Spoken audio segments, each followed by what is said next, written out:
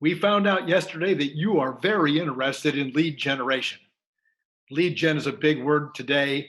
And yesterday, we spent a lot of time talking about the number one and two ways to get great new leads, and that's cold calling and email blasting. Today, what we're going to talk about on Small Business Daily is the next most effective way to generate new leads.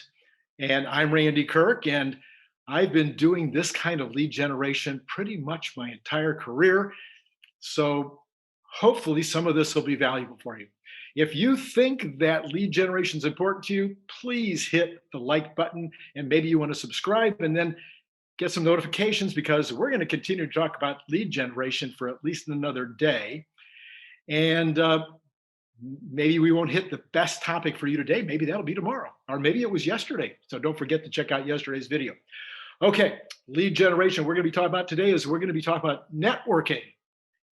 Networking, since the dawn of time, has been a great way to create opportunities for future business.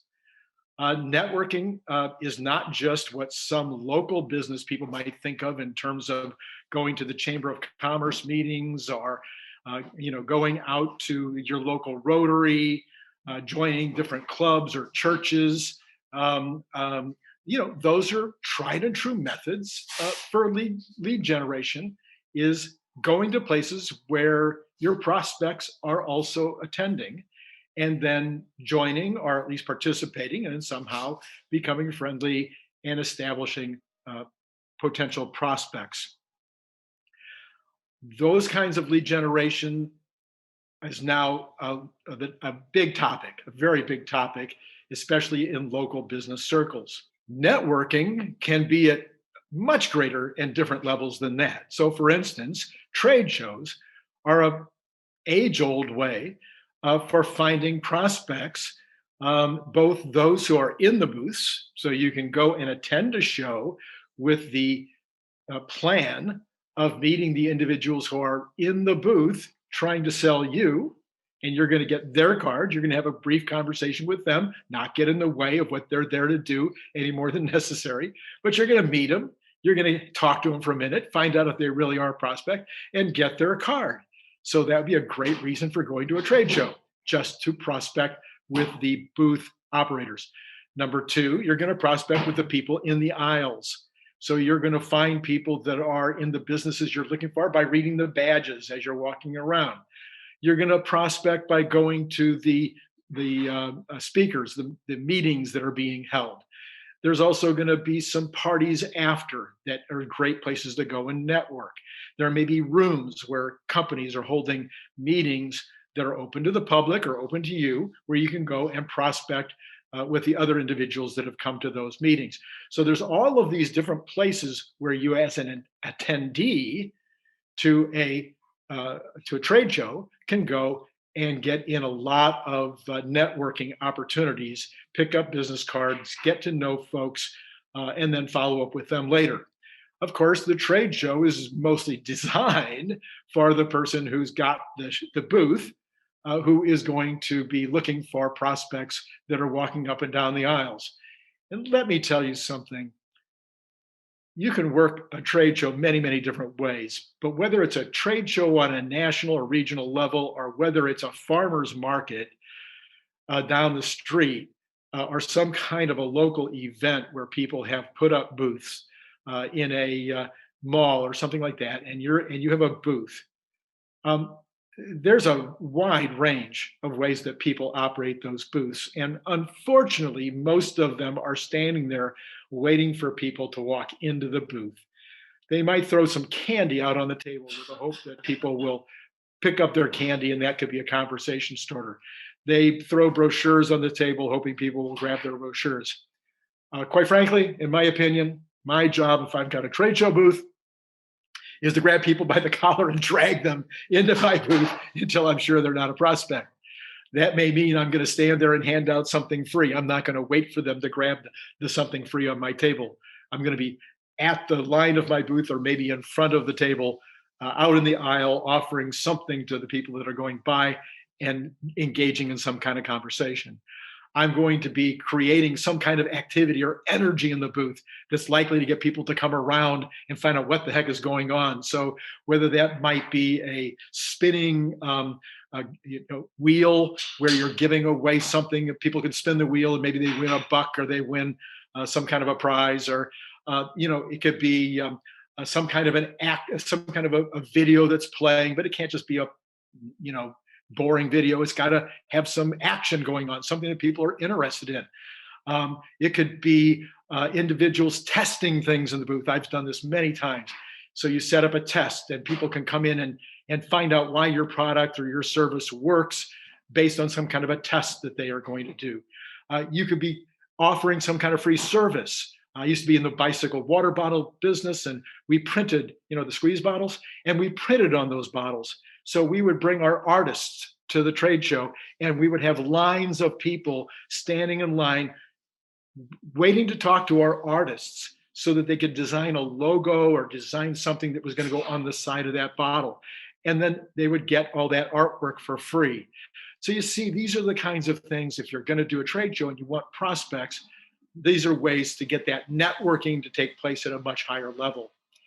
Networking is definitely the next way, after cold calling and email blasting, the next most highest ROI way and method for getting folks involved in your company. So now let's talk about the local networking where you're going to some kind of a meeting, some kind of an organization. This can also be for national companies where they have a regional or even a national meeting that's not a trade show. So you can have local meetings, regional meetings where you'll go, even if you're a national business, not a local business. When you go to these meetings, how are you going to effectively network with the people at that event? Well, number one, I've heard this now a couple of times in recent months. I just can't help but pass it on to you. You need to be brave for 1 minute. So the idea is, if you're not the kind of person who easily jumps in and mixes with people in a cold room where you don't know people, you need to be brave for 1 minute. So put a timer on it and say, okay, I can be brave for 1 minute, and then jump in, find somebody, go up, and how are you going to make them interested in what you do? By being interested in what they do. Always, always, always be the interviewer, not the interviewee. Go in with the idea that you're on a program and you're going to, this is in your mind, of course. And what you want to do is find out as much as you can about this person for your audience. Where do they come from? What do they do? What kind of business they're in? Now let's dig deeper. If they're in this kind of business, how do they do business that's unique, that sets them apart? How many kids do they have? Where do they like to vacation? Be an interviewer. And once you start talking about them, they are normally, most of them are compelled to then start asking about you. Once you've got some prospect at that kind of a meeting, where most people fail is on the follow-up. You might come home with 20 cards, you might come home with 40 cards, but you need to follow up. Be sure to send out a personal email following up, saying how much you enjoyed speaking with them, reminding them what you do, saying something about what they do, maybe suggesting that you have a prospect with them. That email needs to be as personal as possible. Okay, after that, next level networking. Because of COVID, we have a lot of Zoom networking. There's a lot of national organizations now that are putting on these Zoom meetings. I will list a couple of companies in the email below where you can network on Zoom or on some kind of app. There are networking after work is one of those. Another one is called Clubhouse. But this is becoming a thing where you network with people by Zoom. It is much easier, much more comfortable, much less anxiety. You don't have to put on your bravery hat for a minute in these situations. It is quite a lot easier. You can also join networking organizations. I happen to be a member of Team Networking.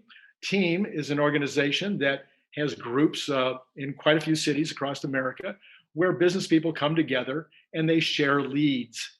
Well, this is a networking opportunity where you're going to come in and you're going to network with other small business people. Even if you never join, it's a chance to come in and meet 10, 15, 20 people that belong to the group and trade cards and trade information about one another. These are all major network. There's other ways to network. I'm not going to be able to cover every single way. Look up networking online and do some more research. But networking becomes the number 3 way to generate, to get that lead gen. You realize we haven't even gotten to the ways that you pay a lot of money for lead generation. You're thinking, I'm sure when I talk lead gen, you're thinking, oh, how can I use Facebook? How can I use LinkedIn? How can I use various services to lead gen? I haven't gotten to those yet because why? Because these other 3 have higher ROIs on not just your money, but also your time and your energy. So we'll get to those other ideas in a future video. But for now, today was about networking as a method for lead gen. This is Randy Kirk, Small Business Daily. We'll be back tomorrow with more stuff on lead gen.